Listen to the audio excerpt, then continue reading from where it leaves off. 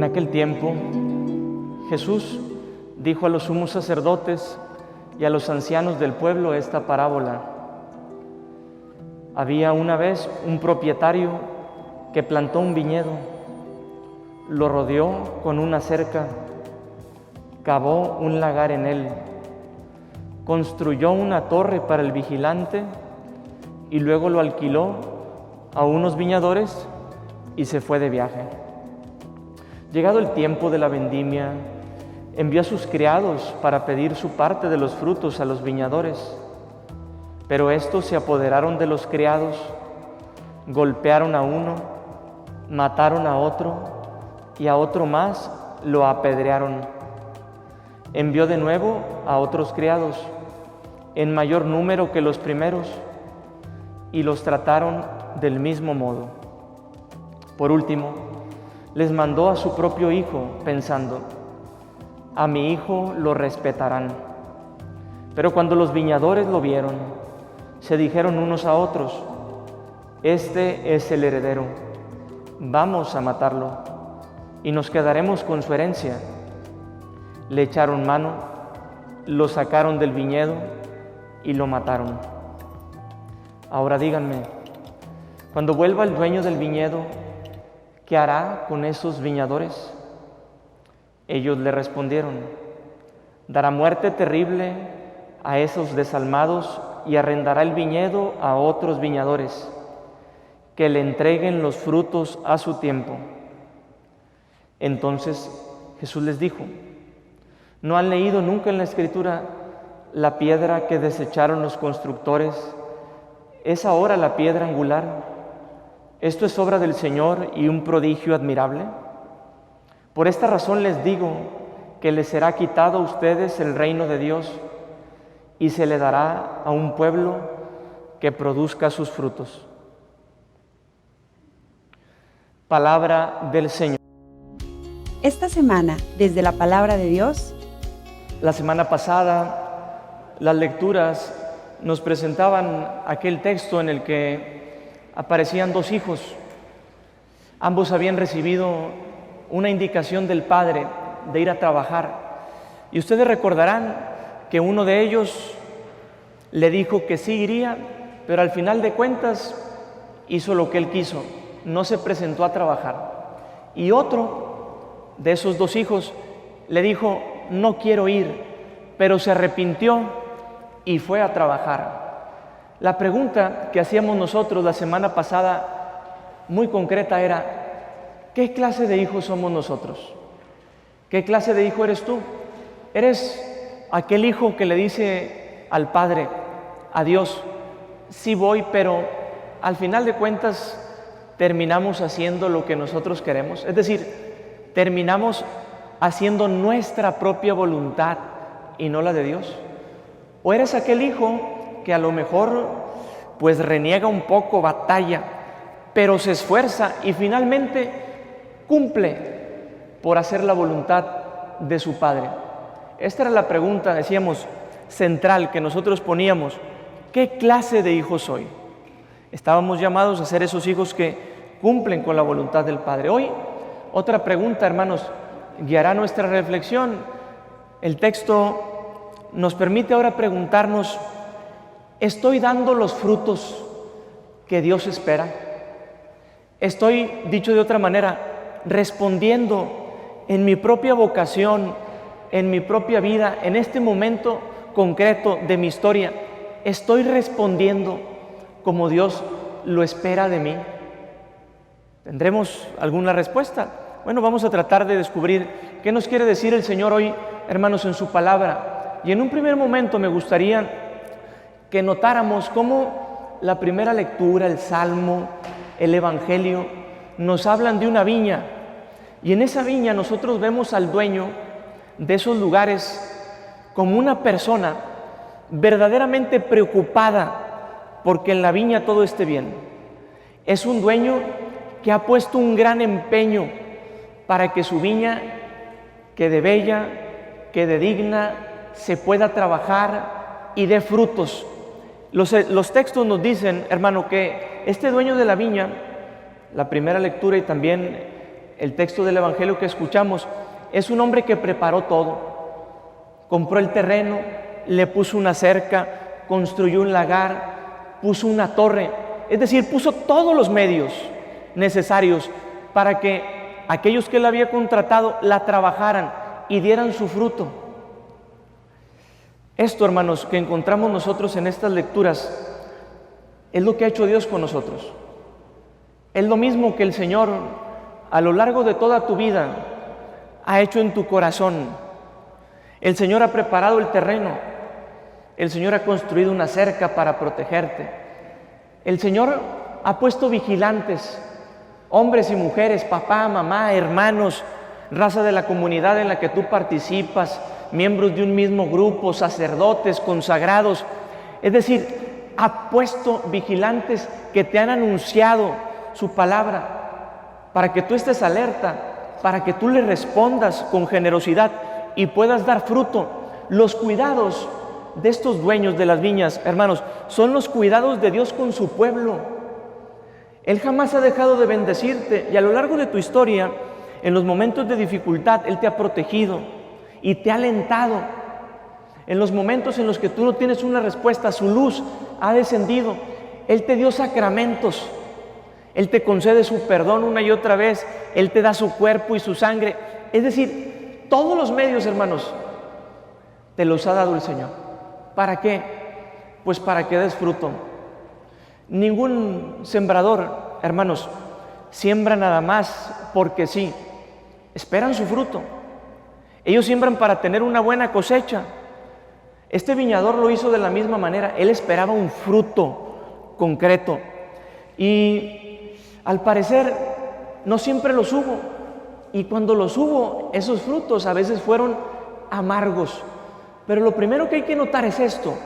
Tenemos un Dios Padre que como dueño de la viña nos ha cuidado, nos ha protegido y nos ha dado lo necesario para que tú des fruto. De tal manera que no podemos decir ninguno de nosotros, mira, Padre, no he recibido lo necesario para dar fruto, ¿sí? No lo he tenido. Mentira. Eso sería como afirmar que Dios, hermanos, en algún momento de nuestra historia nos abandonó. Eso sería como decir que Él nos dio la espalda y que no nos ha cuidado y que no nos ha protegido. Hemos tenido dificultades, sí. Hemos pasado por situaciones complicadas, por supuesto. Pero el dueño de la viña siempre ha estado allí. Siempre ha preparado el lugar y te ha protegido.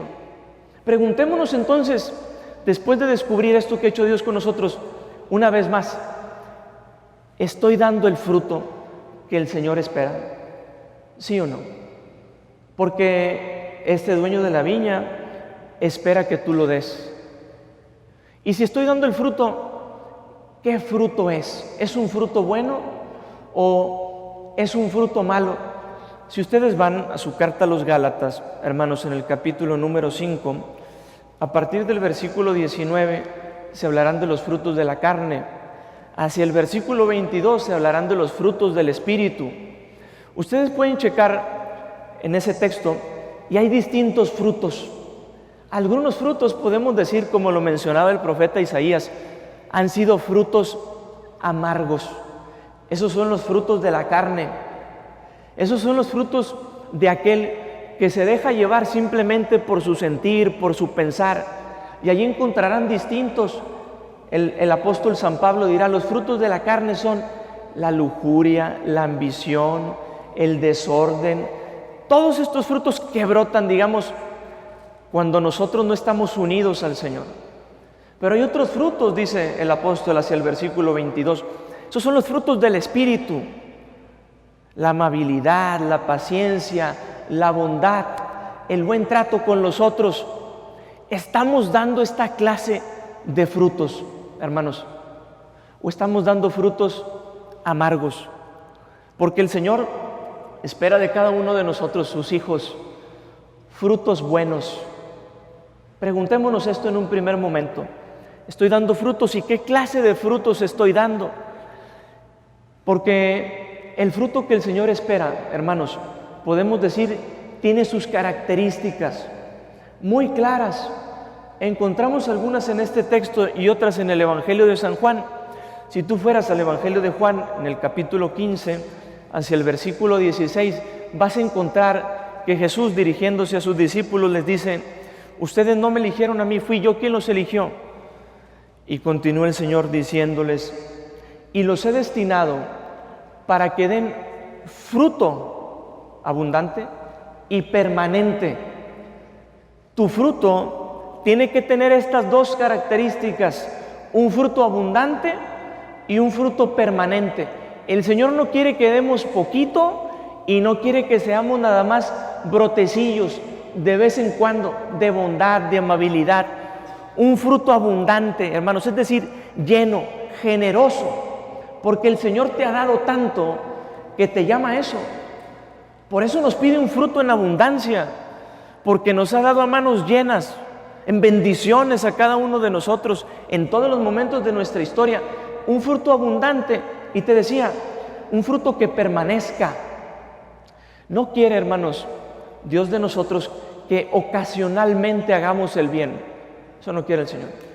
Cristo no quiere que tú y yo tratemos bien a los demás solamente cuando tengamos ganas o cuando el otro nos trata bien. No, quiere que lo hagamos permanentemente, siempre, en todo momento. La vida cristiana, hermanos, pide eso de cada uno de nosotros.